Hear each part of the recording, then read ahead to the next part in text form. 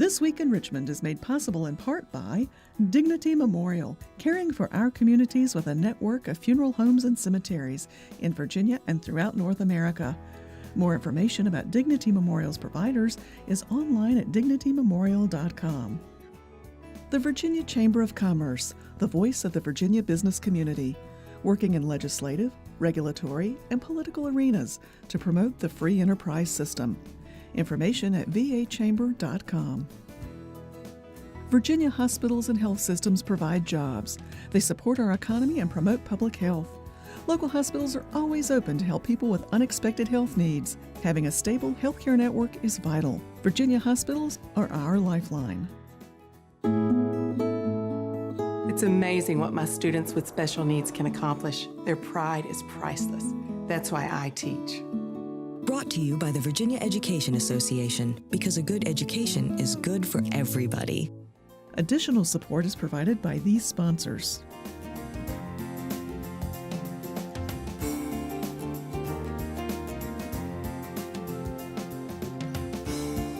And by the members of Virginia's public television stations. Thank you.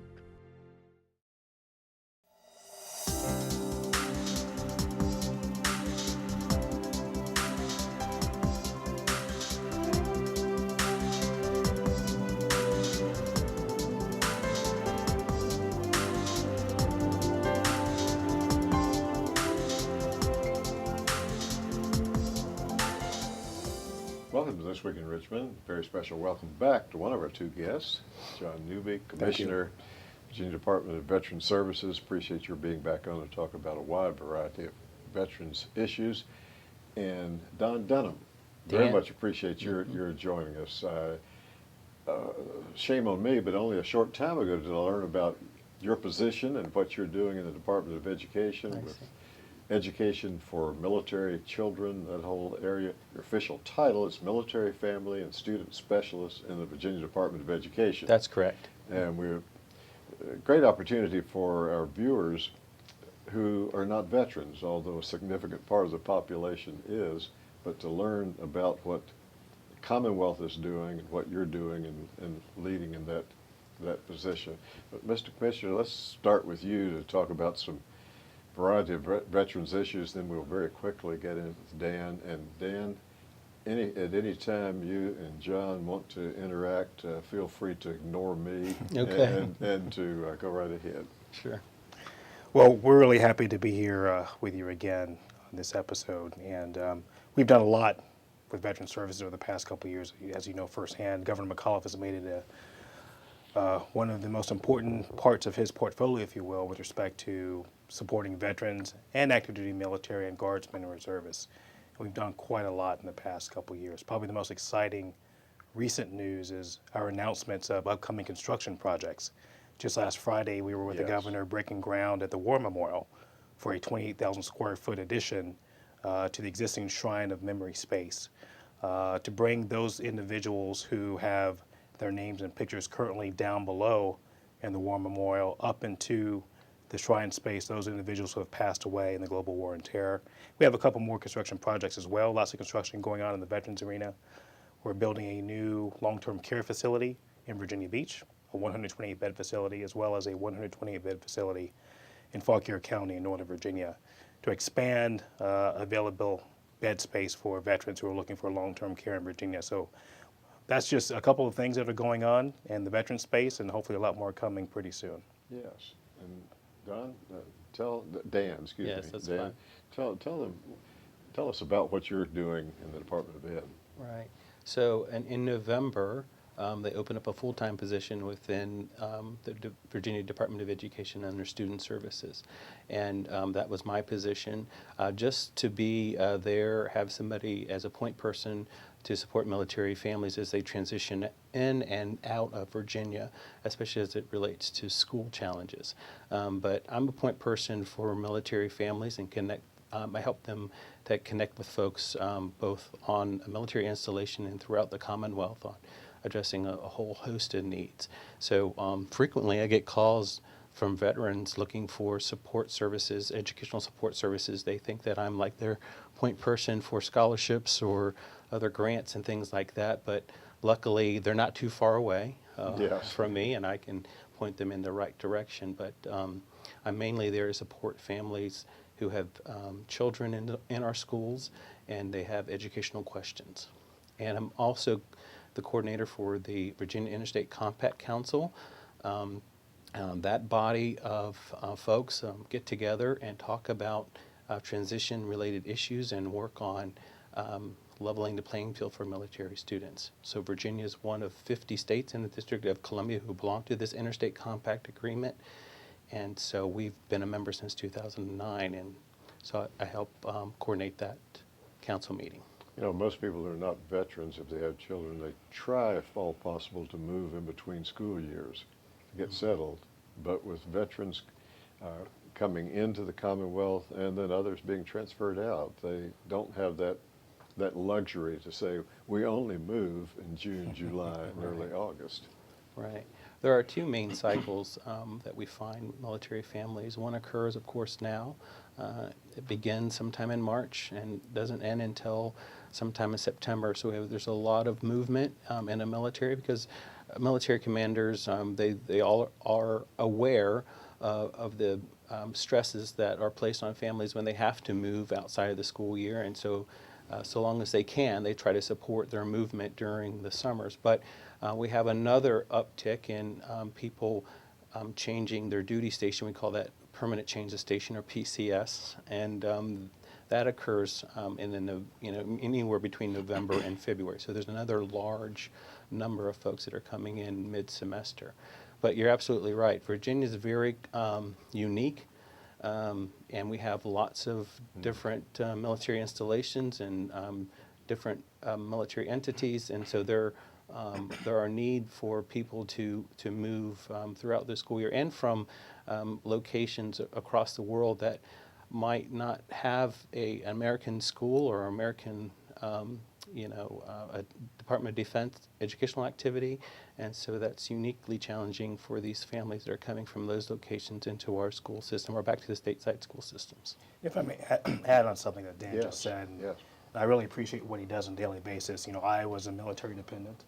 In my 13-year, grade school career, I moved 7 times, including during my senior year. So I know personally firsthand how important what you do for all of our families and our students is. I can tell you firsthand, it's good to have someone to call, even if you do just redirect to another agency in some cases. But the activity that you guys are doing at the Department of Education and throughout the Commonwealth is very well needed, and I'm really happy that you're here doing it. Great. Yeah. Oftentimes, I'm not just getting calls from parents, though. I'm getting calls from school systems. They know about the Interstate Compact law, and they need some guidance on applying that law to certain situations. And so I'm able to provide guidance to those folks on the front lines, our counselors who are trying to work with on-time graduation or, looking at transcripts and awarding verified credit. So I'm there to support the school professionals as well as the families. With all the conversations that take place in this General Assembly building during the sessions about SOLs and also the Department of Ed, I imagine there's challenges there where students are eligible to go ahead and graduate, but where they haven't had the SOLs that ones have had that started off in 3rd grade and went on up through all the grades. Right. So we're able to work with sending states, through the Interstate Compact Agreement on facilitating on-time graduation. So whether the student is able to meet our standards and our graduation requirements or those from the sending state, we're able to facilitate by working with the sending states through the compact and on-time graduation. So, and so that the children stay on track and graduate with their peers. And we also are, through that, in that same venue, we're able to help coordinate allowing them to stay on track programmatically.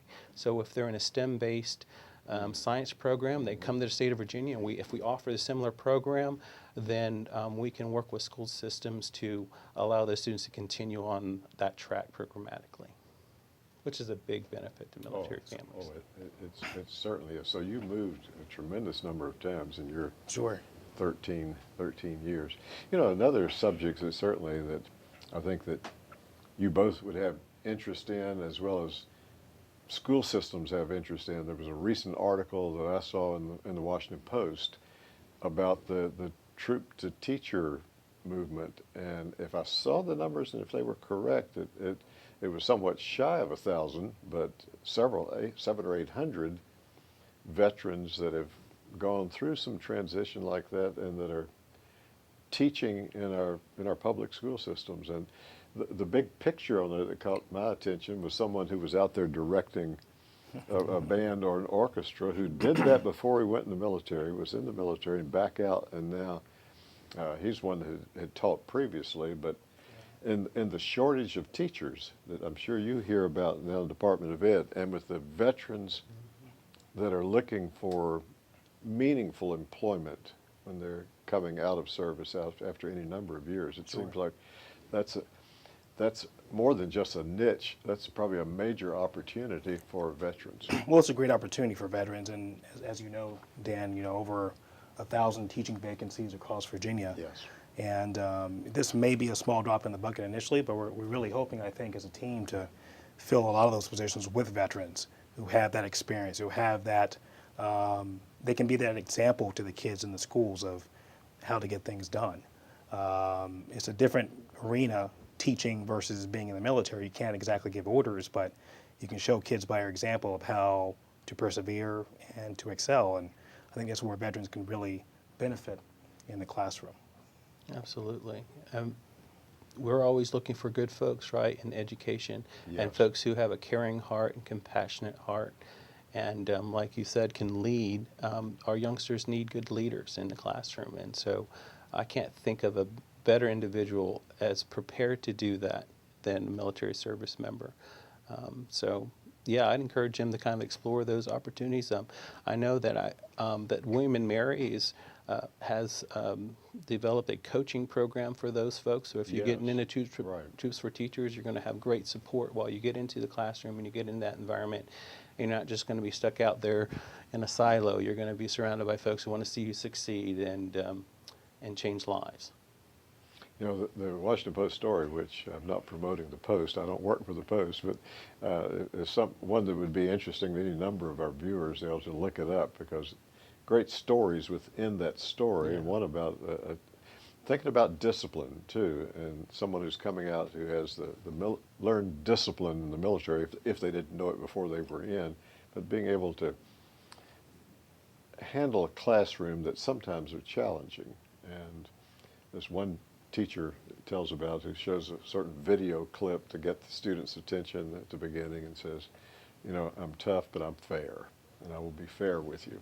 And thinking back on years ago, if I've had teachers of that who had that experience, who would have looked up to them, even more so maybe than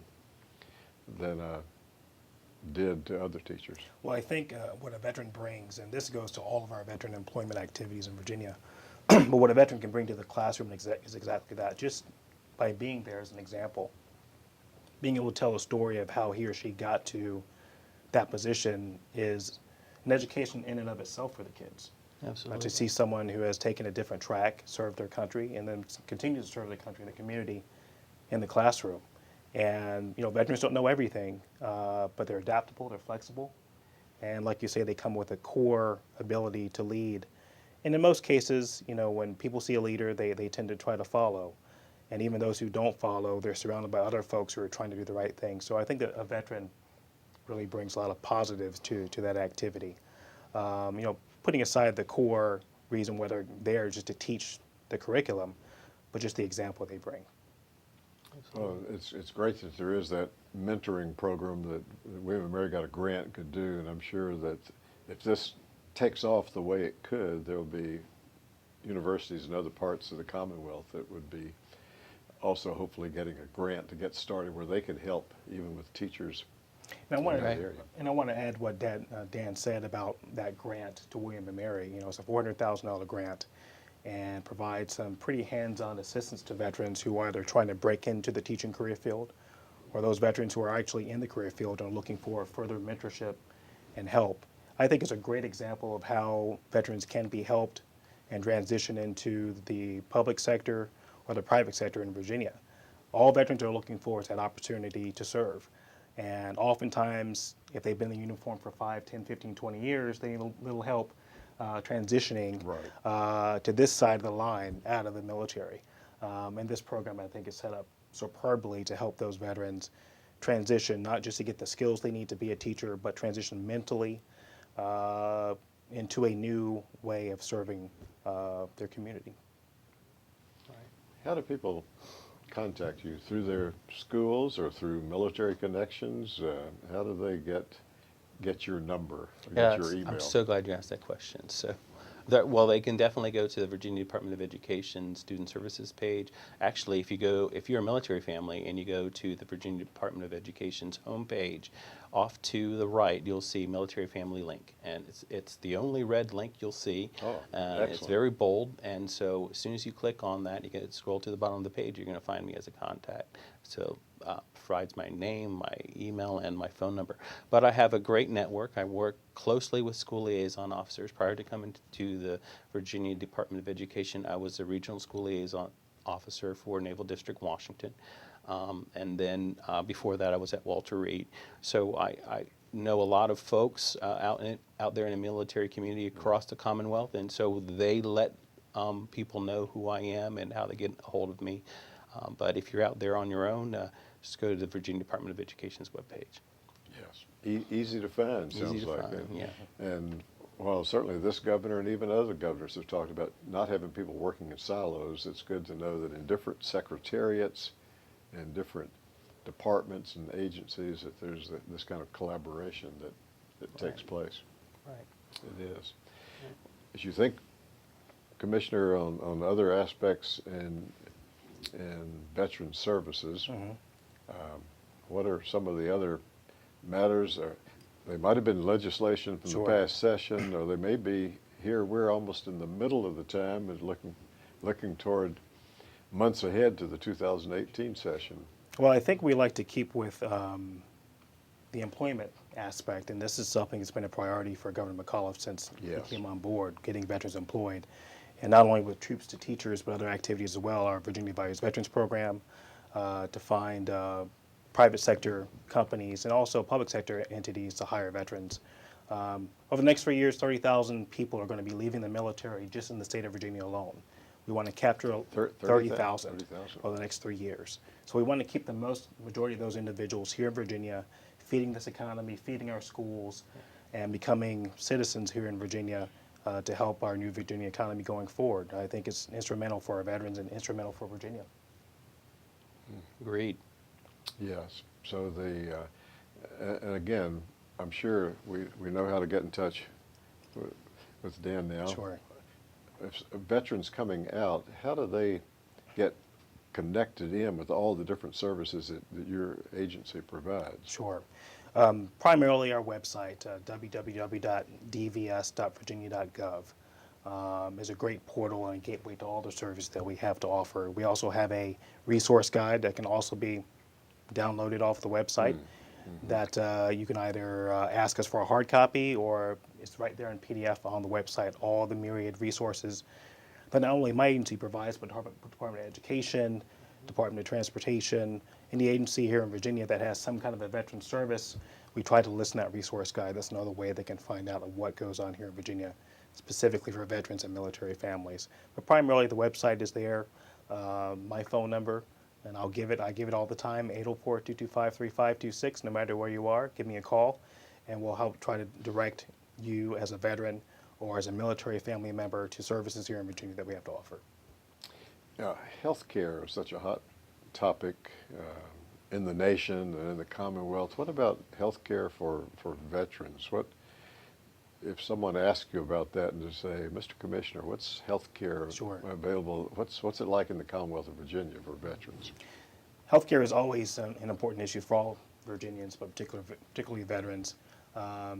We are not in the business of providing direct health care to veterans necessarily. That is primarily responsible of the Federal Department of Veterans Affairs. However, we do partner with them in many aspects to connect veterans to health care in Virginia. We have 3 fantastic VA medical centers that are run by the VA in Virginia, one right here in Richmond, one in Roanoke, and one in Hampton, Virginia.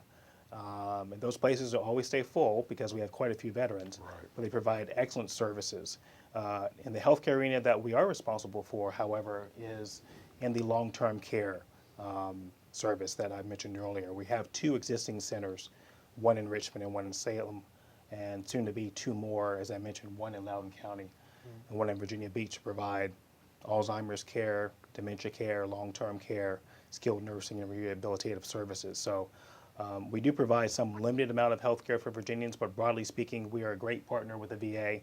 I think they have a hard task in front of them with all these veterans in Virginia, almost 800,000, to meet their health care needs. But we're working with them in order to meet the needs of all of our veterans in Virginia and in the nation. You know, having been on your website recently, and the top links where you can click on benefits Yes. is there. And if someone clicks there, they read from health, disability, education, employment, home loan guarantees, hunting and fishing license, real estate tax exemption, veterans ID card, the SWAM program. I mean, there's a myriad of things that they can click on then and get more information. And I was interested. I mean, some of those, I guess, linked to federal programs, Yes. like home loans. And Yes. The difficulty with veterans and the services that are offered for veterans is there are so many, just like you listed right there. Our desire at Department of Veteran Services is either to provide that service first off, or if we can't provide it, to connect veterans to entities and agencies that do provide those. So for instance, the healthcare piece there, our play in that is to provide veterans assistance with applying for their federal benefits as a veteran to the VA, to allow them to get those healthcare needs met, and then to connect them with those medical centers that I mentioned earlier. So yes, there's a long menu of services available for veterans. No, the Commonwealth doesn't provide all, but we provide most of those, and to the extent we don't provide those services, we're hopefully the first stop for a veteran to call to find out where those services can be obtained. you know, I've noticed on there too that Virginia has some veteran cemeteries, that it's not just the federal ones located in the Commonwealth, but Yes. there are other cemeteries. We that- do that have veterans' three. families. We do have 3 cemeteries run by the Department of Veteran Services. Our largest being in Suffolk, next in Amelia, just a short drive from Richmond, and also in Dublin. And we operate those with state employees with federal funds. It's a great service for veterans, and they're Also, it's a combined kind of state and federal in a way. yes. Then So we have state employees that are paid for. The services are paid for with federal funds by the Department of Veterans Affairs. So we're very proud of these cemeteries. Indeed, we just had our Memorial Day service at Amelia with the governor this past May. These are show places, and more importantly than that, they're a great service for our veterans that they need to check out. They may be entitled to this service, which is in most cases free. I'd like to ask each of you in our closing couple of minutes, what's biggest opportunity that you see coming up this year, next year, and what's maybe the biggest challenge? They may be the same thing, or they could be 2 different matters. Some of the biggest opportunity in the work that you're doing, biggest challenge. Right. Get the commissioner. Right, so I think they do good, they coincide with one another. Our biggest challenge is that military families coming into this state, and when they're exiting the state, sometimes find themselves in a temporary housing status. Sometimes these temporary housing facilities are located on military installations, but oftentimes they're not. They're out in the community. And so military families coming into this state are challenged by being in that facility for it could be a period of 1 month to up to 6 months. And so enrolling their children in the school can yes. be problematic because oftentimes if they're, because they don't meet the qualifications for residency, the child can endure an additional transition. So that impedes educational continuity. So we have an opportunity maybe in the next legislative session to kind of look at that and maybe begin to either through executive order or through some other piece of legislation tackle that challenge and offer better supports for the school systems and give them the flexibilities they need to support these families. Last 30 seconds. Sure. Biggest opportunity is this groundswell of new veterans in Virginia, the 30,000 people in the next 3 years, capturing that for our businesses, our schools. Great opportunity. Greatest challenge is to continue to let veterans all the things that Virginia has to offer for them. With social media and all these ways to reach out to people, it's still a challenge to let them know what's available. We're working hard to make that happen. Thank you both for being on This Week Thank in you. Richmond. Thank you. You very much.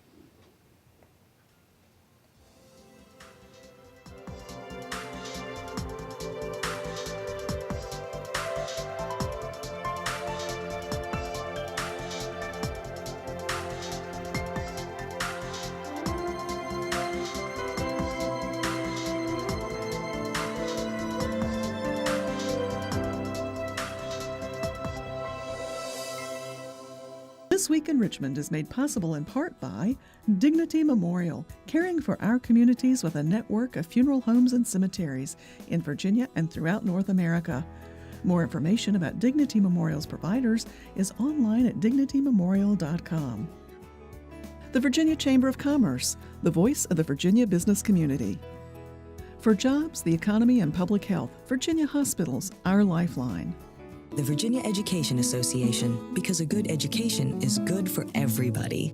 Additional support is provided by these sponsors.